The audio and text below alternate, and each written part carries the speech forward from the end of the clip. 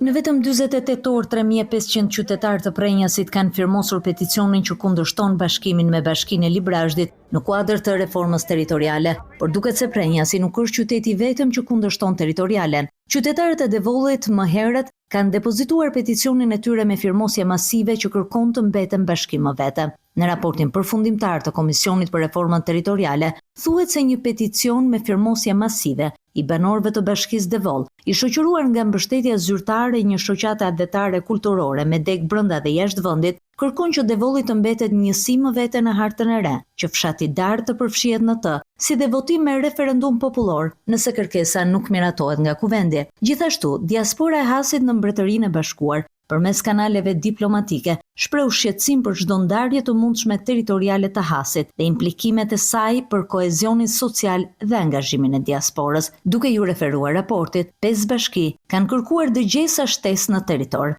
Bashkia e Kunispol, Këshilli Bashkiak i Poliçanit dhe një shoqat vendore e po atij qyteti, një shoqat e Fusharësit dhe qytetarë të njësive administrative Manës, Ishëm e Suk kërkuan që konsultimi të zbresë pranë komuniteteve të tyre, me argumentin se dëgjesat e përqendruara në qendrat e qarqeve kufizojnë pjesëmarrjen reale.